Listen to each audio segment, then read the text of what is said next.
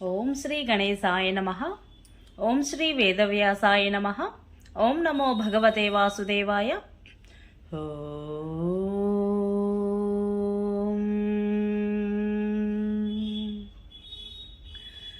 శుక్లాంబరధరం విష్ణుం శశివర్ణం చతుర్భుజం ప్రసన్నవదనం ధ్యాయేత్ సర్వవిఘ్నోపశాంతయే. నారాయణం నమస్కృత్య నరం చైవ నరోత్తమం దేవీం సరస్వతిం వ్యాసం తతో జయముధీరయేత్. అనగా నారాయణ స్వరూపుడైన శ్రీకృష్ణుడికి, నరోత్తముడైన అర్జునుడికి, వారి లీలలను ప్రకటించే సరస్వతీదేవికి, దానిని రచించిన వ్యాసునికి నమస్కరించి అసుర భావాలను తొలగించి అంతఃకరణ శుద్ధిని కలిగించే మహాభారత గ్రంథ పారాయణకు ప్రేరేపించిన శ్రీకృష్ణ భగవానుడిని ప్రార్థిస్తూ ఈరోజు పారాయణలోనికి వెళదాం. మరి హరే కృష్ణ. అందరికీ నమస్కారం. మహాభారత గ్రంథ పారాయణలో భాగంగా మనం ఈరోజు 183వ రోజుకు చేరుకున్నాము. నిన్న మనము దేవతలు వృక్షవానరులుగా జన్మించడం గురించి తెలుసుకున్నాం కదా. ఇక ఈరోజు రామ వనవాసము మరియు కరదూషణ సంహారం గురించి తెలుసుకోబోతున్నాము. జాగ్రత్తగా స్కిప్ చేయకుండా వినండి. హరే కృష్ణ. యుధిష్ఠిరుడు, మునివర, మీరు శ్రీరామచంద్రుడు మొదలైన వారి జన్మ వృత్తాంతాన్ని వివరించారు. ఇక నేను వారి వనవాస కారణాన్ని తెలుసుకోవాలనుకుంటున్నాను. రామలక్ష్మణులు సీత అడవికి ఎందుకు వెళ్లవలసి వచ్చింది అని ప్రశ్నించాడు. అప్పుడు మార్కండేయ మహర్షి ఈ విధంగా చెప్పసాగాడు. తనకు పుత్రులు కలిగినందుకు దశరథ మహారాజు చాలా ఆనందించాడు. పరాక్రమవంతులైన ఆ పుత్రులు దినదినాభివృద్ధి చెందసాగారు. ఉపనయనం జరిగాక వారు విద్యుక్తంగా బ్రహ్మచర్యాన్ని పాటిస్తూ వేదాలలో, ధనుర్వేద రహస్యాలలో పారంగతులయ్యారు. వయసు రాగానే వారికి వివాహాలు చేసి రాజు అమితంగా ఆనందాన్ని, సుఖాన్ని అనుభవించసాగాడు. 4 కొడుకులలో పెద్దవాడైన రాముడు తన మనోహర రూపంతో, సుందర స్వభావంతో ప్రజలందరినీ ఆనందపరిచేవాడు. అందరి మనసులని అతని అందే రమించేవి. దశరథ మహారాజు చాలా తెలివైనవాడు. అతడు మనసులో ఇక నాకు వయసు మీద పడింది కాబట్టి రామునిని యువరాజ పదవిలో అభిషిక్తుడిని చేయాలి అని ఆలోచించుకున్నాడు. ఈ విషయమై అతడు తన మంత్రులతో, ధర్మజ్ఞులైన పురోహితులతో కూడా ఆలోచించాడు. అందరూ రాజు యొక్క సమయోచిత ప్రస్తావాన్ని ఆమోదించారు. శ్రీరామచంద్రుని కన్నులు ఎర్ర జీరలతో అందంగా ఉన్నాయి.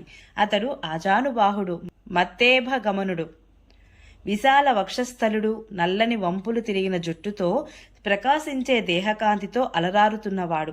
యుద్ధాలలో ఇంద్రునకు తక్కువ కాని పరాక్రమవంతుడు. కన్నులకు ఇంపుగొలిపే అతని రూపము శత్రువుల కన్నులను, మనసులను కూడా ఆకర్షిస్తుంది. సర్వధర్మాలు తెలిసినవాడు, బుద్ధికి బృహస్పతి. ప్రజలందరికీ అతని పట్ల అనురాగమున్నది. అతడు సమస్త విద్యా ప్రవీణుడు, జితేంద్రియుడు, విజయుడు, అజేయుడు. ఇటువంటి పుత్రుడిని, కౌసల్యానంద వర్ధనుడిని చూసి దశరథ మహారాజు ఉప్పొంగిపోయేవాడు.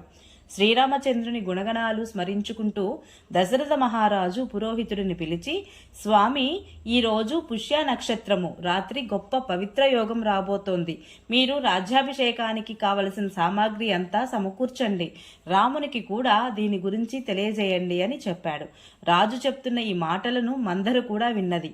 ఆమె సమయం చూసి కైకేయి దగ్గరకు వెళ్ళి, ఓ మహారాణి, ఈరోజు రాజుగారు తమకు దుర్భాగ్యకరమైన ప్రకటన చేశారు. పుత్రుని రాజ్యాభిషేకం జరుగుతున్న కౌసల్యదే అదృష్టమంతా. నీకు అటువంటి అదృష్టం ఎక్కడా? నీ కొడుకు రాజ్యానికి వారసుడే కాడు అని చెప్పింది. మందర మాటలు విని అత్యంత సుందరి అయిన కైకేయి ఏకాంతంగా తన భర్త దశరథ మహారాజు దగ్గరకు వెళ్ళింది. ప్రేమను కురిపిస్తూ, నవ్వుతూ, మధురంగా మాట్లాడుతూ, రాజా, మీరు గొప్ప సత్యవాదులు. పూర్వం నాకు ఒక వరమిస్తానని చెప్పారు కదా, దానిని ఇవ్వండి అని అడిగింది. రాజు, ఇదిగో ఇప్పుడే ఇస్తాను, తీసుకో, నీకేమి కావాలో కోరుకో అన్నాడు. అప్పుడు కైకేయి రాజు దగ్గర మాట తీసుకొని, మీరు రాముని రాజ్యాభిషేకం కోసం సిద్ధపరిచిన సామాగ్రితో భరతునికి అభిషేకించాలి. రాముడు అడవికి వెళ్ళాలి అన్నది. కైకేయి పలికిన ఈ అప్రియమైన మాటలు విని రాజుకు చాలా దుఃఖం కలిగింది. అతడు ఏమీ మాట్లాడలేకపోయాడు. తండ్రి కైకేయికి మాట ఇచ్చాడని, తనకు వనవాసం నిర్ణయించబడిందని రామునికి తెలియగానే అతని మాట నిలబెట్టడానికి అతడు స్వయంగా అడవికి వెళ్ళిపోయాడు. లక్ష్మణుడు కూడా ధనుర్బాణాలు ధరించి అన్నను అనుసరించాడు. సీత కూడా రామునితో పాటే వెళ్ళింది. రాముడు వనవాసానికి వెళ్లడంతో దశరథ మహారాజు ప్రాణాలు వదిలాడు. తదనంతరము కైకేయి అంటే మాతామహుని ఇంటి నుండి భరతుడిని పిలిపించింది. రాజు స్వర్గస్థుడయ్యాడు. రామలక్ష్మణులు అడవికి వెళ్లారు. ఇక ఈ విశాల సామ్రాజ్యం నిష్కటంకమైంది.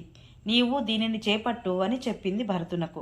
భరతుడు చాలా ధర్మాత్ముడు. తల్లి మాటలు విని అతడు కులఘాతిని, వంశాన్ని సర్వనాశనం చేశావు, నా నొసటన కళంకం అంటించావు కదా అని దూషించి వెక్కి వెక్కి ఏడవసాగాడు. ఈ కుతంత్రంలో తన ప్రమేయం ఏమీ లేదని ప్రజలందరి ముందు తన నిర్ణయాన్ని వెల్లడించాడు. శ్రీరామచంద్రుని వెనక్కి తీసుకొని రావడానికి కౌసల్య, సుమిత్ర, కైకేయులు ముందు నడువగా శత్రుఘ్నితో కలిసి అడవికి వెళ్ళాడు. వెంట వశిష్ఠ, వామ దేవాదులైన బ్రాహ్మణులు అనేకులు, ఇంకా పురప్రజలు చాలామంది ఉన్నారు. చిత్రకూట పర్వతంపై రామలక్ష్మణులు ధనుర్ధారులై తాపస వేషంలో ఉండడం భరతుడు చూశాడు.